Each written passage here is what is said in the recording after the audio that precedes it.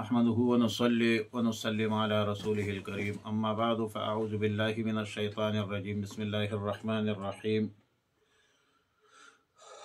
یوم تمور السماء مورا وتسیر الجبال سیرا فویل یومئذ للمکذبین الذین هم فی خوض یلعبون۔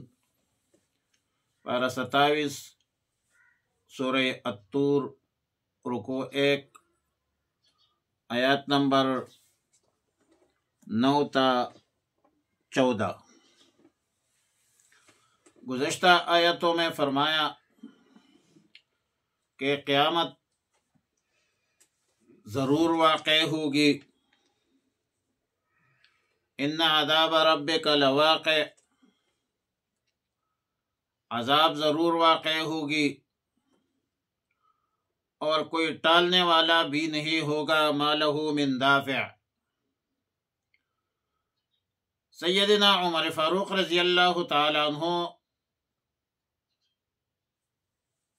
ایک مرتبہ ایک دن سورہ طور پڑھ رہا تھا، جب اس آیت پر پہنچا کہ ان عذاب ربک لواقع ما لہ من دافع، تو ایک سرد بری، جس کے بعد 30 روز تک بیمار رہا۔ لوگ عیادت کے لیے آتے تھے، مگر کسی کو یہ معلوم نہیں ہو سکا کہ بیماری کیا ہے۔ سیدنا جبیر بن مطعم رضی اللہ تعالیٰ عنہ فرماتے ہیں کہ میں ایک مرتبہ مدینہ منورہ اسی لیے آیا کہ رسول اللہ صلی اللہ علیہ وسلم سے بدر کے قیدیوں کے حوالے سے گفتگو کروں۔ جو ہی میں پہنچا تو رسول اللہ صلی اللہ علیہ وسلم مغرب کی نماز میں سورہ طور پڑھ رہے تھے، اور آواز مسجد سے باہر تک پہنچ رہی تھی۔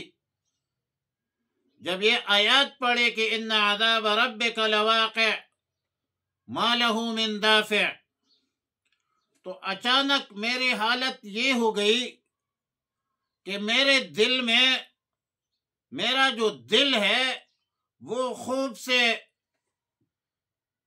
ڈر سے پٹنے والا تھا، قریب تھا کہ میرا دل پٹ جائے گا۔ میں نے فوراً اسلام قبول کیا۔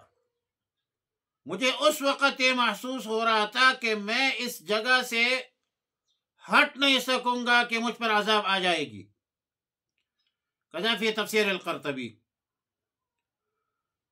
اگلے آیت میں فرمایا کہ یوم تمور السماء مورا، مور دراصل اضطرابی حالت و کیفیت و حرکت کو کہتے ہیں، جس کو کپکپانا کہتے ہیں، جو بروز قیامت ہوگی، گھبراہٹ طاری ہوگی، کپکپاہٹ طاری ہوگی، ترتراہٹ، ترترانا مانا بیٹی کے مانا یہ ہوگا کہ جس دن آسمان ترترانے لگے گا، پہاڑ اپنی جگہ سے ہٹ جائے گا، مراد قیامت کا دن ہے۔ بروز قیامت آسمان کے لیے قرآن کریم میں انشقاق کا لفظ بھی استعمال ہوا ہے۔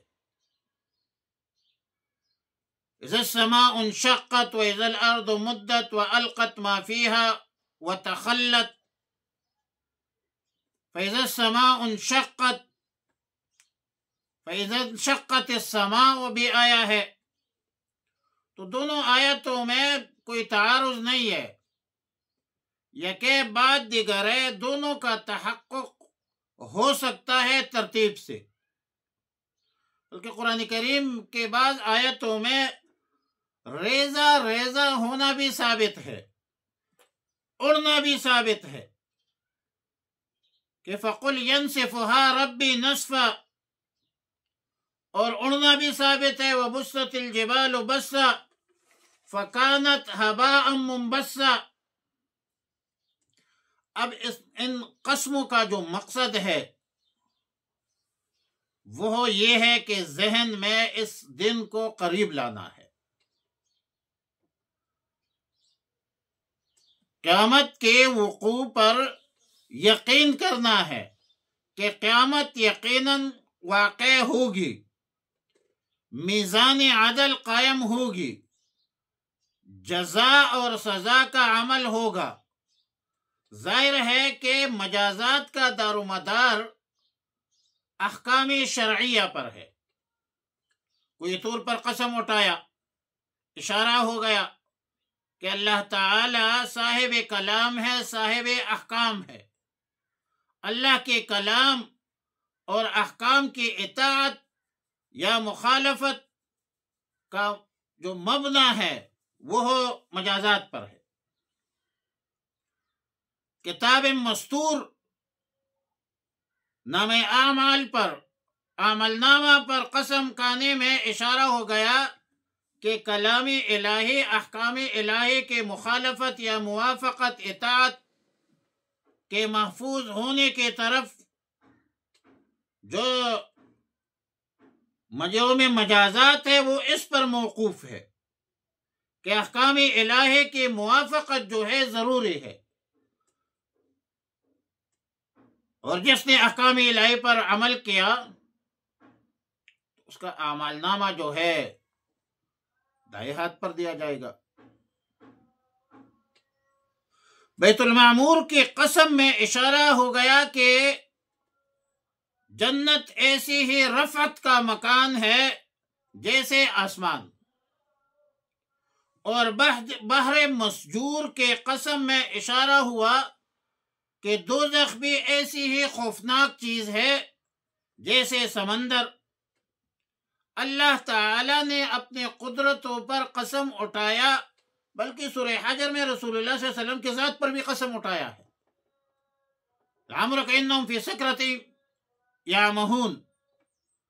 اب ان تمام قسموں کا مقصد روز قیامت کی وقوع کی تاکید ہے کہ قیامت ضرور واقع ہوگی، مستحقین عذاب کو ضرور عذاب ملے گی۔ فویل یومئذ للمکذبین، قیامت جھٹلانے والوں کو سزا ملے گی، ان کے لیے بربادی ہے، ہلاکت ہے، خرابی ہے، بربادی ہے، اور ان لوگوں کے لیے بربادی ہے، خرابی ہے جو تکذیب کے مشغلے میں بیہودگی کے ساتھ لگے رہے۔ تو ان لوگوں کی بدبختی اس روز ہوگی جس روز ان بدبختوں کو آتش دوزخ کی طرف دک کے دے کر لایا جائے گا۔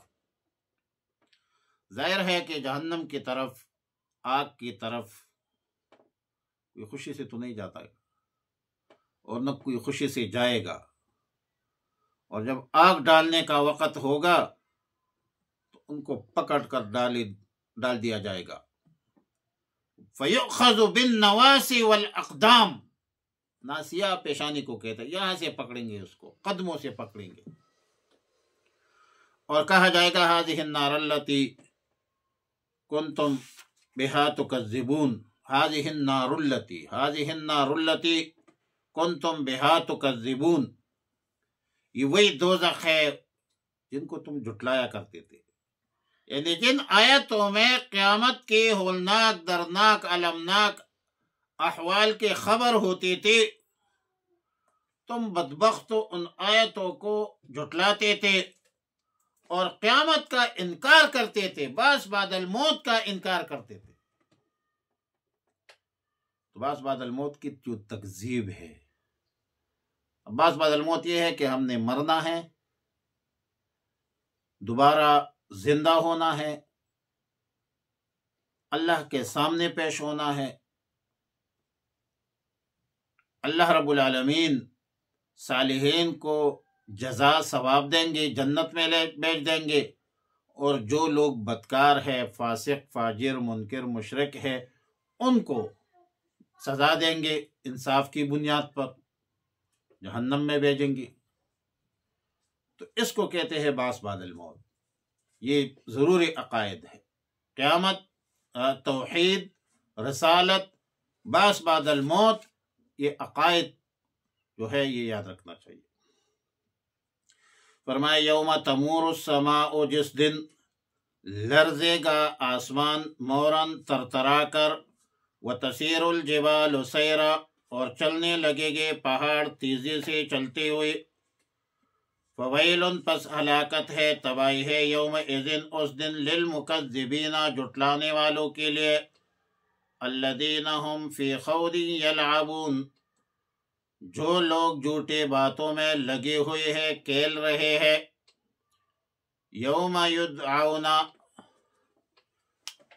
یوم یدعون، یوم یدعون، جس دن دھکیلے جائیں گے، الی نار جہنم، دوزخ کے آگ کی طرف، دعن، مفعول مطلق دکے دے کر، ہذہ النار التی، یہی ہے وہ آگ جہنم کی، کنتم بہا تکذبون، جن کو تم جٹلاتے تھے۔